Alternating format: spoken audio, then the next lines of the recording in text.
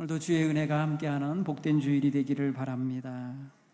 무척 더웠던 여름이 조금은 이제 기운을 잃은 것 같아요. 시원한 밤 기운이 느껴지는 시절입니다. 건강하게 한 주간도 승리하시길 바랍니다.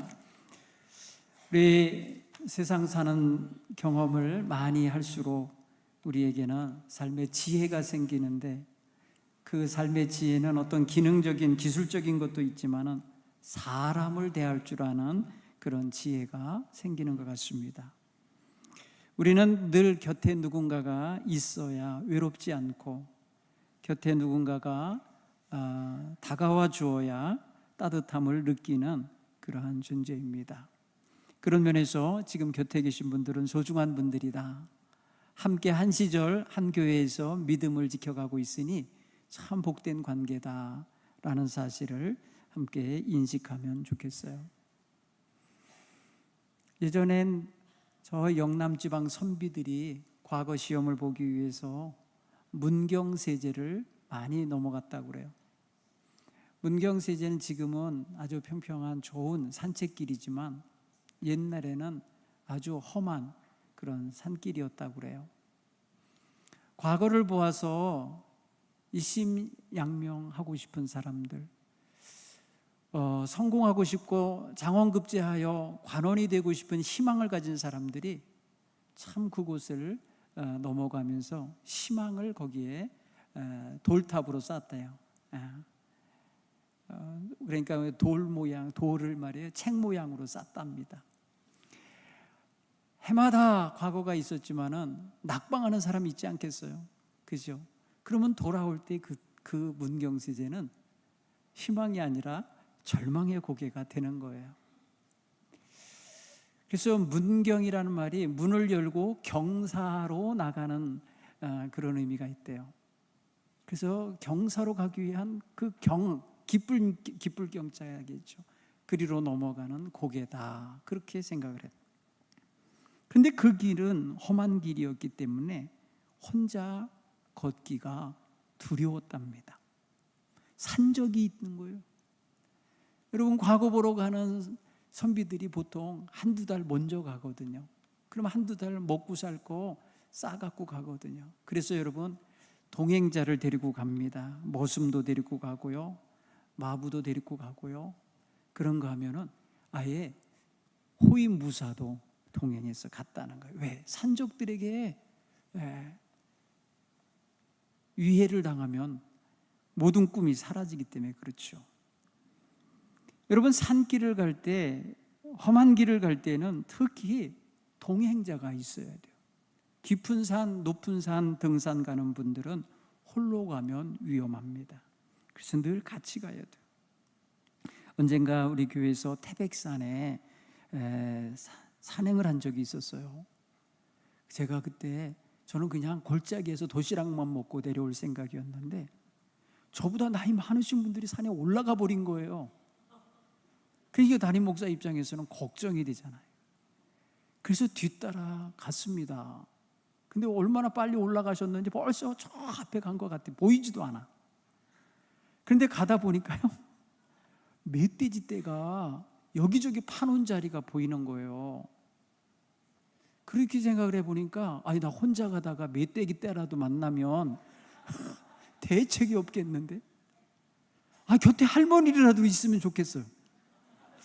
근데 다 올라가 버리셨어요. 그래서 아주 부지런하게 쫓아 올라간 기억이 나요. 그래서 저만치서 교인들 소리가 날 때 마음에 안도감이 들더라고요. 제가 겁이 많아요. 혼자 있는데 겁이 많아요. 그런데 옆에 누가 있다는 거에 얼마나 위안이 되고 힘이 되는지 모릅니다. 오늘 우리는 성경 본문에서 신약과 구약의 말씀, 다윗의 고백과 예수님의 고백을 읽었어요. 거기에 공통된 주제가 있다면 따라서 할 거야. 나와 함께 하시는 하나님 계시다. 이거를 지금 이야기하고 있어요. 여러분, 다윗이 고백하고 있는 이 시편에 특별히 1절부터 4절을 보면은 거기에 등장하는 동사, 히브리어 동사를 보면 참 우리 마음에 위안이 되고 따뜻함을 주는 그런 말씀들을 사용했다는 걸 알 수 있어요. 여호와 하나님이 나의 목자라고 하는 대전제하에 이 양 입장에 놓여 있는 다윗이 고백한 고백 속에 들어있는 그 단어가 너무나도 든든하고 평안하다는 걸 표현하는 거예요. 첫째는 나는 더 이상 원하는 게 없다. 원하는 게 없대요. 만족한 거예요. 내가 부족함이 없도다 이렇게 표현하잖아요. 여러분, 거기에 하세르라고 하는 단어가 결핍 아니면 부족함을 의미하는 건데 그게 없다고 부정하고 있잖아요. 그러니까 나는 부족함이 없습니다. 내 목자 여호와께서 함께하기 때문입니다 라는 고백이 들어있는 거예요. 그리고 2절에 보면은 목자이신 하나님께서 어디로 우리를 인도하고 있다고 표현합니까? 푸른 풀밭, 쉴만한 물가로 인도하시고 거기에 누이신다 이런 표현을 썼어요. 누이다, 인도하다. 여러분, 누이는 것은요, 너 그 누워, 양들한테 너 누워, 눕습니까? 여러분, 양들이요 풀 뜯어 먹느라고 누울 새가 어디 있겠어요? 근데 언제 눕겠어요?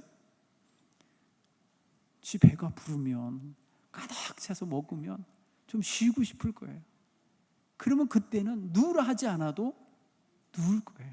그렇죠? 지금 이 시편 기자는요, 주님 안에서 만족함을 얻었기 때문에 누울 수 있는 힘이 있고 누울 수 있는 여유가 있어요. 왜? 보호자이신 하나님이 목자로서 계시고 내가 배부리 먹었고 그러니까 쉴 수 있는 거예요. 이게 거기에 다 담겨 있어요. 굉장히 따뜻한 말씀이 아닐 수가 없어요. 또 뭐라고 표현하시는 거 아니? 내 영혼을 소생시키시고 회복시키시는 거예요. 지쳤던 인생, 여러분 인생살이 하면서 얼마나 지치고 힘들어요. 목자이신 예수님이 지켜보시는 그 풀밭에서 만족하게 먹고 물가에서 물 마시고 쉴 때에 자신의 원기가 회복되는 거예요. 다시 앞길을 걸어갈 수 있는 힘이 생기는 거예요. 다시 자기의 인생을 살 수 있는 용기도 생기는 거예요. 이게 하나님의 인도하심과 돌보심 속에서 얻어지는 거예요. 특별히 4절 같은 경우에 이렇게 말하잖아요.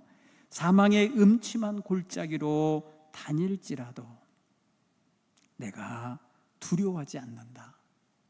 여러분, 우리의 삶의 환경은 우리가 조장해 낼 때도 있지만은 대부분은 환경이 그냥 나를 엄습할 때가 많아요. 나를 점령할 때가 많아요. 그래서 내 가는 길이 어떤 때는 골짜기 같을 때가 있어요. 험산 줄령을 넘는 것 같을 때도 있어요. 가시밭길을 걷는 것 같기도 할 때 있어요. 진흙탕을 걷는 것 같은 때도 있어요. 여러분, 우리가 가는 길은 정말 우리가 항상 좋은 길로 편안한 길로 가고 싶지만 그렇게만 주어지지는 않아요. 그래서 생각 못한 어려움과 난관에 봉착했다는 표현을 쓰는 거죠.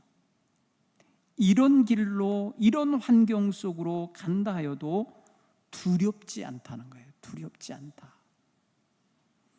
여러분, 우리의 삶 속에 하나님이 계시다는 것, 하나님이 동행하고 계시다는 것, 하나님이 함께 하신다는 것만 온전히 믿어도 이런 두려움은 없는 거예요. 여러분, 우리가 주를 믿으며 예배하고 하나님을 영화롭게 한다고 하는 길로 간다 하면서도 두려움에 휩싸여 있거나 불안감에 사로잡혀 있거나 근심과 걱정에 눌려 있다면 우리는 하나님을 온전히 신뢰하고 의지하고 있다고 볼 수가 없는 거예요. 오늘 여러분 마음속에 또 저와 여러분의 삶의 환경 속에 하나님이 늘 함께 하시고 계시다는 것을 항상 깨닫는 이런 성도들이 되기를 간절히 축원합니다. 오늘 이 비밀은 이런 비밀이 담겨 있는 것 같아요. 4절엔 이렇게 두렵고 떨리는 환경, 죽음의 골짜기 같은 그러한 해가 있을 것 같은 그런 환경 속으로 가도 두렵지 않은 것은 왜 있냐? 하나님의 임재 동행이 있기 때문인 거예요. 그런 면에서 생각하면 우리의 두려움보다 더 위에 있는 분이 하나님이신 거예요. 우리의 두려움과 근심과 불안한 마음보다 위에서 우리를 인도하시는 분이 바로 하나님이신 거예요. 그러니까 하나님의 임재 동행하심을 믿는 믿음은 두려움을 이길 수 있는 믿음이 되는 거예요. 불안함을 극복하여 낼 수 있는 믿음이 되는 것임을 믿습니다. 오늘 우리의 믿음의 삶을 다시 한번 돌이켜보면서 내 삶을 주관하시는 하나님이, 사랑의 하나님이 나를 인도하고 계시다는 확신 속에서 행여라도 지금 마음에 두려움과 불안함과 염려에 눌려있는 마음이 있다면 다 주님 안에서 자유함을 얻고 평안함을 얻기를 간절히 축원합니다. 오늘 목자이신 하나님께서 우리와 함께 하신다는 것은 책임자로서, 돌보는 책임자로서 함께 하신다는 거예요.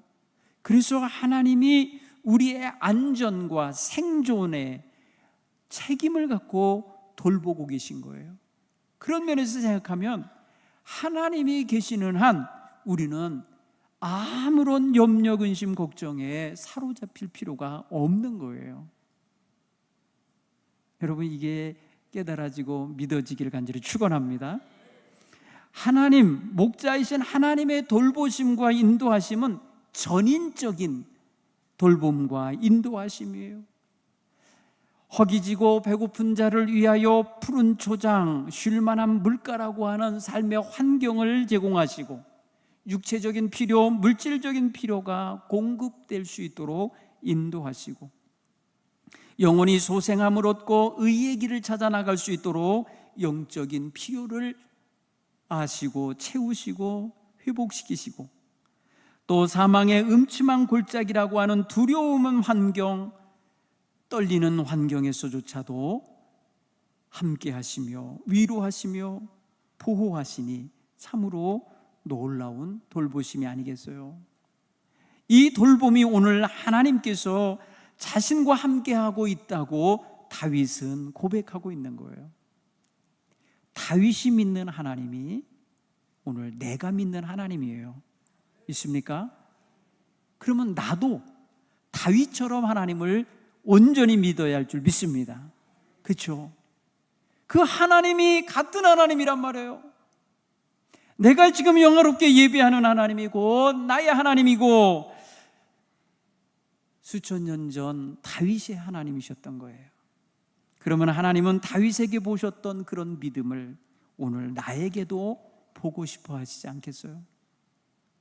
다윗이 하나님을 목자로 여기고 하나님 안에서 평안함을 누리며 하나님 안에서 이와 같은 찬양을 부른 것처럼 우리도 이 시대에 살면서 하나님을 목자라고 고백하고 하나님 때문에 내가 평안하고 만족하다고 고백할 수 있기를 하나님은 지금 기대하고 계시지 않겠냐고요. 여러분, 오늘 우리 하나님 앞에 그런 고백을 드리는 날이 되기를 간절히 축원합니다.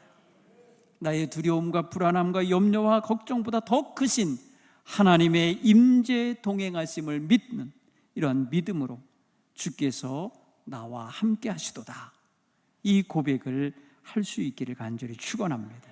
이 믿음이 정말 하나님을 믿는 자에겐 반드시 그 심령 중심에 있어야 할 믿음인 것입니다. 사랑하는 성도 여러분, 예수님께서도 이 하나님이 자기와 함께 하신다고 고백했어요. 요한복음 8장 29절에 나를 보내신 이가 나와 함께 하시도다.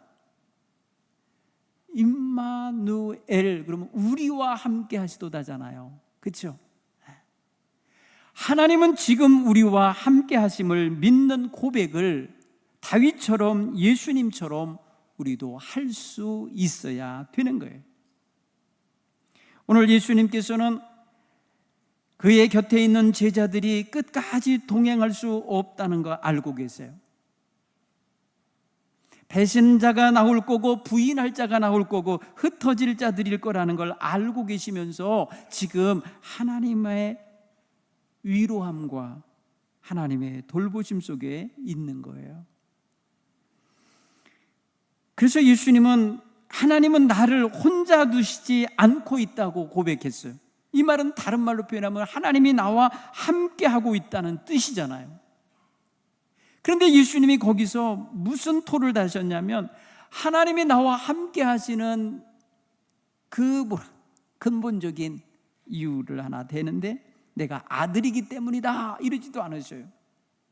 오늘 성경은 뭐냐면 내가 항상 그가 기뻐하는 일을 행하기 때문이라는 거예요. 뭐뭐 함으로 했는데 여기 내가 그의 기뻐하시는 일을 행함으로 나를 혼자 두지 아니하신다. 사랑하는 성도 여러분, 우리의 삶의 초점이 하나님 기쁘시게 하는 일, 하나님이 선하시고 온전하시고 또 하나님이 기뻐하실 그 뜻을 이루는 데 마음을 두고 살고 삶의 방향을 잡고 살아갈 수 있기를 간절히 축원합니다. 하나님이 그런 사람과 함께 하신다는 거예요. 그게 바로 내가 되어야 돼요. 그렇죠? 거기에 우리가 되어야 돼요. 하나님과 끝없는 동행을 동행하며 살아갈 수 있는 이런 삶은 우리 성도들이 이 세상에서 남다르게 하나님을 알지 못하는 사람보다 훨씬 담대하게 평안하게 살아갈 수 있는 삶의 비결인 거예요. 하나님을 믿는다고 하면서 왜 이렇게 불안해합니까? 하나님을 믿는다 하면서 왜 그렇게 두려워합니까? 여러분, 이런 질문이 예수 안 믿는 사람이 입에서 나오면 기가 막힌 거예요. 우리가 얼마나 뒤통수를 맞는 건지 알아야 돼요. 우리가 얼마나 하나님을 의지한다고 그러고 하나님 믿습니다라고 하는 사람들인데, 그래 조금 세상에 염려거리가 왔다고, 조금 내 인생에 위기감이 든다고 해서 두려움과 불안함에 사로잡힌다면 하나님이 나와 함께 하신다는 것을 믿는다는 고백이 공허한 말이 되고 있지 않아요. 여러분, 다윗이라는 인물은요 너무나 많은 고난을 당한 사람이잖아요. 생명의 위협을 받는 많았어요. 10수년 동안 쫓겨다니며 도망다니며 남의 나라에 망명하여 살고 수많은 전쟁을 치르며 다니는 용병 생활을 해야만 했던 다윗 아닙니까? 그의 마음속에 인생의 생사화복 주관하시는 하나님, 그분이 나의 목자입니다, 나는 그분의 양입니다라고 고백하니까 두려울 것이 없었던 거예요. 부족한 것도 없었던 거예요. 목마름도 없었던 거예요. 배고픔도 없었던 거예요. 이게 그의 삶을 통하여 고백하고 체험한 분명한 하나님 앞에서의 증언이라는 사실이죠. 오늘 우리는 그런 의미에서 우리의 삶에 있어 정말 하나님이 나와 함께함을 온전히 믿고 의지한다면 지금 내가 가지고 있는 사사로운 모든 두려움과 불안한 마음은 다 소멸되어야 할 줄 믿습니다. 내려놓으시기를 간절히 축원합니다. 이제 우리 삶의 초점을, 삶의 기준을 하나님 기쁘시게 하는 데에 두고 사는 성도들이 되길 바랍니다. 나를 기쁘게 하고 나를 만족시키려다 보니까 지치는 거죠. 너무너무 힘들죠. 왜? 계속 나는 다른 사람과 비교하고 있고 다른 사람에 비해서 항상 상대적으로 모자라는 것만 알게 되고 받은 바 은혜는 모르고 사는 거예요. 여러분, 우리는 그런 면에서 생각하면은 우리가 하나님을 기쁘시게 해야 될 삶의 본분이 있는 사람인 걸 잊어버리고 망각하고 있는 거예요. 우리 하나님을 기쁘시게 하는 일을 행하며 사셨던 예수님, 죽음이 눈앞에 다가와도 불안하지 않으신 거고 제자들이 다 자기를 배신하고 떠나여도 외롭지 않으신 거예요. 왜? 하나님이 함께하고 계시기 때문이죠. 인간적으로 생각해 보면요, 왜 외롭지 않고 왜 슬프지 않고 좌절스럽지 않겠어요? 예수님은 그런데 그런 내색 전혀 하지 않으시잖아요. 하나님이 나와 함께 하심을 믿고 그분의 뜻에 순종하는 길로 걸어가고 있다는 사실입니다. 예수님의 삶의 방향은 하나님의 뜻을 이루는 쪽이고, 예수님의 삶의 기준은 하나님을 영화롭게 하는 데 있었습니다. 그러기에 오늘 우리도 하나님의 뜻에 순종하며 나아가는 길이 하나님이 나와 임재 동행하시는 길인 것을 함께 깨닫기를 바랍니다. 오늘 여러분, 우리는 하나님을 기쁘시게 하는 예배자의 자리에 있습니다. 그러니 여기 하나님 기뻐하시는 자리니 하나님이 나와 함께 하시는 걸 믿으시기를 바랍니다. 하나님이 임재 동행하고 계심을 확신하시기를 간절히 축원합니다. 그렇기 때문에 우리의 인생길에서는 하나님 없이는 못 사는 거예요. 그렇죠? 아프리카 마사이족들이 가진 속담이 있다고 그러잖아요. 빨리 가려면 혼자 가고 멀리 가려면 함께 가라. 사람 관계에서 멀리 가려면 동행자가 있어야 내가 힘들고 위기가 있고 어려운 고갯길을 넘고 암벽을 타야 되고 막 이럴 때 곁에서 도와주는 사람이 있어요. 함께 가니까. 그런데 혼자 가야 되겠다. 여러분, 인생은 아무리 빨리 가고 싶어도 혼자 빨리 못 가요. 하나님이 정해준 시간, 하나님이 정해준 일터에서 하나님의 뜻에 따라 살다 가는 거지, 나 혼자 꼭 빨리 갈 수 없어요. 하나님은 누군가와 함께 가는 길에 우리를 다 세워놓으셨어요. 그러니 혼자 가기보다 함께 가는 즐거움을 맛보시고 곁에 있는 가족들, 친척들, 친구들, 직장 동료들에게 잘 하시기 바랍니다. 여러분, 미워하는 사람, 불편한 사람하고 한 길 계속 간다 그래봐 얼마나 불편한데요. 여러분, 여행 가는데 첫날 싸움을 한 사람이 있대요. 근데 여행 10일 동안 가는데 내내 불편했다는 거예요. 내내. 첫날 공항에서 싸우기 시작해갖고 그 좋은 유럽 환경을 보러 가가지고 내내 불편했다는 거예요. 왜? 싸운 사람하고 가니까. 여러분, 우리 정말 동행자 되시는 분들하고는 잘 지내셔야 돼요. 특별히 여러분, 우리 교우들 하나님 나라 갈 때까지 함께 가는 분들 아닙니까? 그렇죠? 일가 친척 가족보다도 더 자주 만나는 분들 아닙니까? 늘 평안한 관계가 되기를 간절히 축원합니다. 혼자 가면 물론 빨리 갈 수 있는 거 맞아요. 편안하죠. 장점 왜 없겠어요. 그런데 혼자 가면 한계도 많아요. 체력과 에너지, 감정 소모 뭐 이런 거 다 있어가고 혼자 외로움에 처하게 돼요. 위험에 처했을 때는요, 누가 도와줄 사람이 없기 때문에 너무너무 어려워요.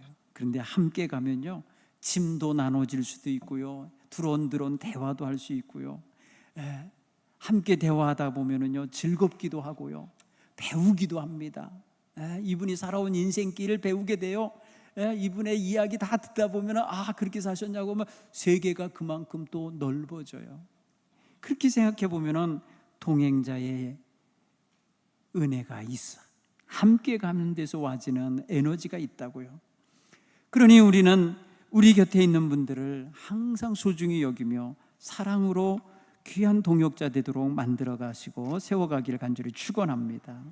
특별히 우리 동행자들과 한 마음 되셔서 한 목적지를 향해 갈 때에 서로 기도해주고 위로해주고 격려해주고 후원해주고 지지해주는 거, 이게 너무나 소중한 거예요.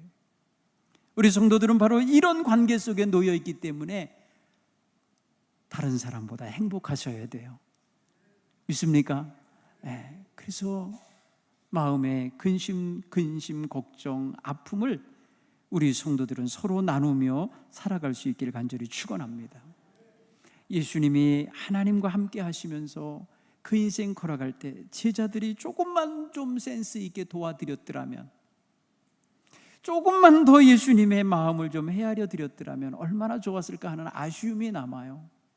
아마 제자들이 나중에 예수님 부활 승천하신 다음에 많이 후회했을 것 같아요. 사랑하는 성도 여러분, 오늘 우리 곁에 귀한 분들이 있을 때 잘 하시기 바랍니다. 서로 최선을 다하여 섬겨주시고 서로 사랑의 관계로 함께 걸어가실 수 있기를 간절히 축원합니다. 하나님이 우리와 함께 하심처럼 우리도 그 사랑 가지고 곁에 있는 분들과 서로 연합하고 서로 한 가지 사명과 목적을 가지고 한 길 걸어갈 때에 좋은 동행자들이 되시기를 간절히 축원합니다. 하나님께서 혼자 두시지 않은 그런 경험을 하신 예수님이 마지막 우리에게 남겨주시는 말씀이 있듯이 오늘도 우리도 누군가에게 하나님이 늘 나와 동행해 주셔서 감사했고 힘이 났었다고 고백할 수 있기를 간절히 축원합니다. 그래야 우리도 이 세상 사는 동안에 외롭지 않게 산 것이고 또 불안하지 않게 산 것이고 또 하나님께 영광 돌리며 산 길이 될 줄 믿습니다. 제가 어제 아주 나이 드신 우리 권사님 신방을 했는데 그러시더라고요. 따님들이 얘기하는데 자꾸 전화해서 외롭다, 나 외롭다 하신대요. 여러분, 친구들도 다 세상 떠나고 곁에 누가 없어요. 가끔 하루에 잠깐씩 왔다 가는 요양보호사가 자기가 만나는 사람의 유일해요. 그러니까 외로워요. 여러분, 어느 날인가 우리는 귀한 짝도 먼저 떠날 수 있어요. 자녀들이요, 믿지 마세요. 다 가. 잘 오지도 않아. 그러니까 곁에 있는 사람이 최고라니까요. 여러분, 곁에 있는 사람들 누구예요? 교인들이라니까요. 저는 그게 아주 피부로 와서 느껴져요. 여러분, 마음속에 정말 가까이 있는 분들이 소중한 분이에요. 그분들이 여러분이 평생 사랑하며 살아야 할 사람들이에요. 멀리 있는 사람 사랑할 수 없어요. 가까이 있는 사람들 사랑하게 돼 있어요. 여러분 곁에 있는 모든 사람들, 주님이 나와 함께 하심을 믿는 믿음을 가진 사람들입니다. 그러니 함께 서로 사랑하며 섬겨주시며 늘 동행하시는 이런 귀한 성도님들 되시기를 간절히 축원합니다.